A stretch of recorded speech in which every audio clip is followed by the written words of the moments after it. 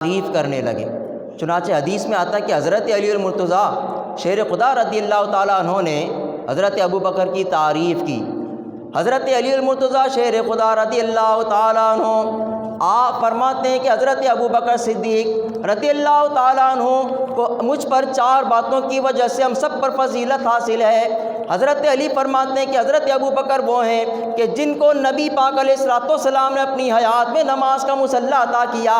حضرت علی فرماتے ہیں دوسری فضیلت یہ کہ نبی پاک علیہ الصلوۃ والسلام نے حضرت ابو بکر کے ساتھ ہجرت فرمائی۔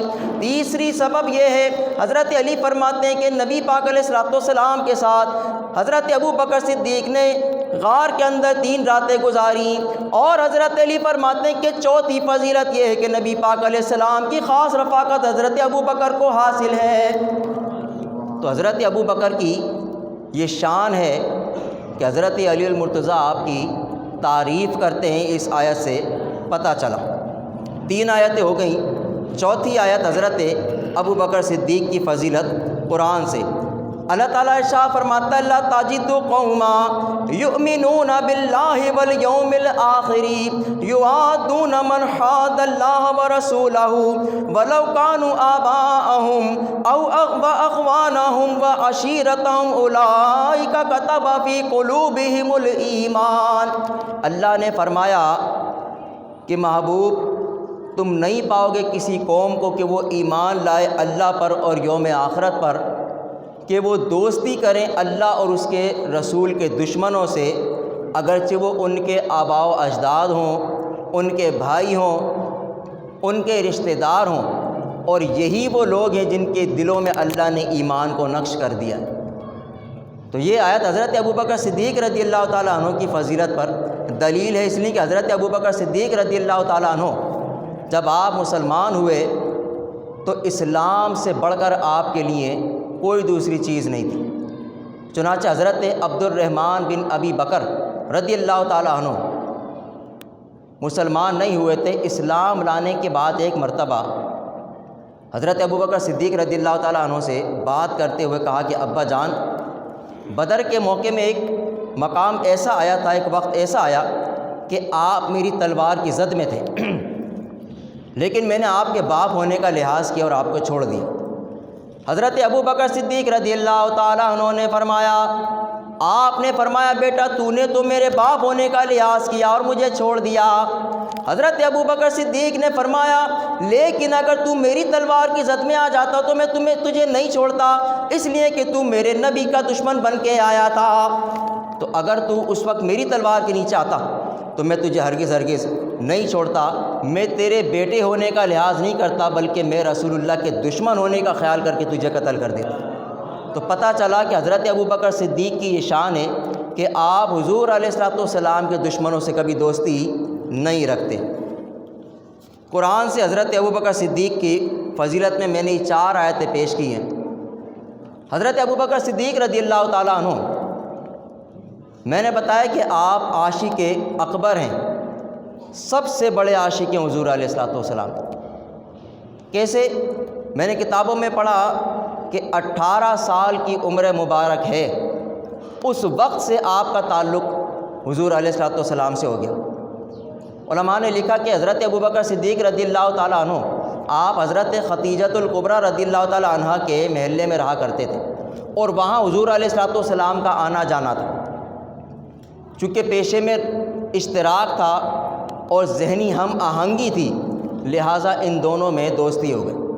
حضور علیہ الصلوۃ والسلام کی عمر مبارک 20 سال تھی اور صدیق اکبر 18 برس کے تھے۔ تو ہمارا عقیدہ یہ ہے کہ حضور علیہ الصلوۃ والسلام تو عالم بالا میں ہی نبی بنا دیے گئے تھے۔ خود حضور نے فرمایا کنت نبیا فآدم بین الماء والطین، حضور نے فرمایا کہ میں اس وقت بھی نبی تھا جب حضرت آدم علیہ السلام پانی اور مٹی کے درمیان تھے۔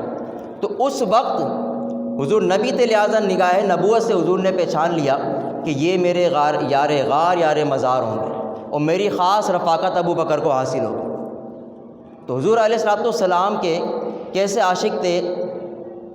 حضرت امام شعرانی رحمۃ اللہ علیہ آپ نے اپنی کتاب طبقات کبریٰ کے اندر لکھا کہ حضرت ابوبکر صدیق رضی اللہ تعالیٰ عنہ حضور علیہ الصلوۃ والسلام کے وصال با کمال کے بعد فقط 2-2.5 سال زندہ رہے، اور یہی آپ کی خلافت کا زمانہ بھی رہا۔ وجہ کیا تھی؟ فرماتے ہیں کہ حضور علیہ السلام کے فراق میں آپ کا دل جلتا تھا، اور فراق یار میں آپ ہمیشہ غم زدہ رہتے تھے۔ حضرت امام شورانی فرماتے ہیں حضرت ابو بکر صدیق رضی اللہ تعالیٰ عنہ کو نبی پاک علیہ السلام کا عشق ایسا تڑپا تھا، آپ نبی پاک علیہ السلام کی عشق و محبت میں اس قدر جلا کرتے تھے کہ آپ کا کلیجہ جل کے کباب ہو گیا تھا۔ حضرت امام شورانی فرماتے ہیں حضرت ابو بکر صدیق رضی اللہ تعالیٰ عنہ کے منہ سے بھنے ہوئے کباب کی بو آیا کرتی تھی، تو آپ کا کلیجہ حضور علیہ السلام کے عشق اور محبت میں جلتا تھا، اور اسی عشق و محبت میں آپ کی روح اس عالم میں فانی سے پرواز کر گئی۔ انشاءاللہ آخر میں بتاؤں گا کہ کیا معاملہ تھا۔ تو حضرت ابو بکر صدیق رضی اللہ تعالیٰ عنہ حضور علیہ السلام کے عاشق۔ دوسرا واقعہ، علماء نے لکھا کہ حضرت ابو بکر صدیق رضی اللہ تعالیٰ عنہ مسجد نبوی شریف کے اندر امور خلافت میں مشغول ہیں، اچانک اٹھے اور ملک شام جانے والے راستے پہ چلے گئے۔ کچھ دیر گزری تو آپ واپس وہاں سے تشریف لے کر آئے۔ لوگوں نے حضرت ابو بکر صدیق رضی اللہ تعالیٰ عنہ سے اس کا سبب پوچھا۔ آپ نے فرمایا اے میرے نبی کے صحابہ، ہم پر ایک وقت ایسا گزرا کہ نبی پاک علیہ السلام ملک شام گئے ہوئے تھے، کئی روز ہو گئے تھے ہم نے مدینہ میں نبی پاک علیہ السلام کا دیدار نہیں کیا تھا۔ آج بھی مجھے نبی پاک علیہ السلام کی بڑی یاد آئی، آج بھی کئی روز ہو گئے ہم نے مدینہ میں نبی پاک علیہ السلام کو نہیں دیکھا۔ مجھے خیال آیا کہ شاید رسول اللہ ملک شام گئے ہوں گے، ابھی یہاں سے واپس آ جاتے ہوں گے، تو میں ان کو لینے کے لیے اس راستے پہ چلا گیا۔ لہٰذا میرے صحابہ، میرے نبی کے صحابہ، رسول اللہ مجھے آتے ہوئے دکھائی نہیں دیتے۔ ایسا عشق و محبت۔ تو حضور علیہ السلام کے عشق میں آپ جلتے تھے، اور آپ کو اور کوئی غم لاحق نہیں تھا سوائے اس کے کہ حضور علیہ السلام کا عشق آپ پر غالب تھا۔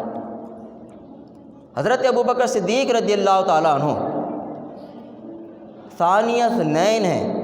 امام قرطبی رحمۃ اللہ علیہ آپ نے اپنی تفسیر کے اندر لکھا کہ حضرت ابو بکر صدیق رضی اللہ تعالیٰ عنہ کے بارے میں جو قرآن میں آیا ثانی اثنین، تو اس سے آپ کے خلیفۃ الرسول بلا فصل ہونے پر دلیل ملتی ہے۔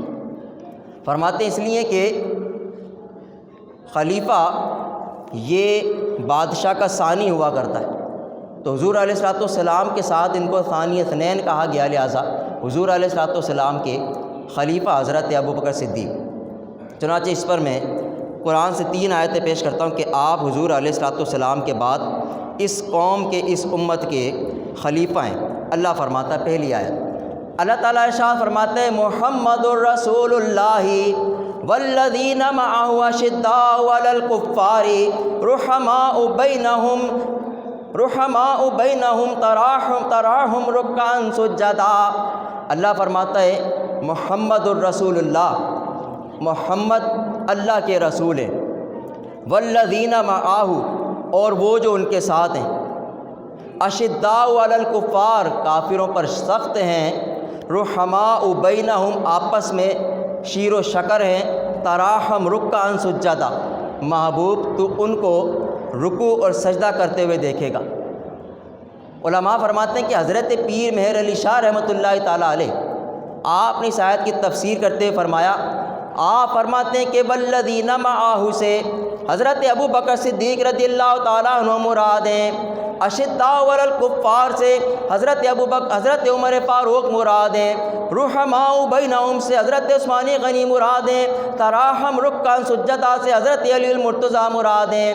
علماء فرماتے ہیں کہ جس ترتیب سے اللہ نے ان اصحاب کے اوصاف بیان کی، اللہ نے اسی ترتیب سے ان اصحاب کو خلافت عطا فرما دی۔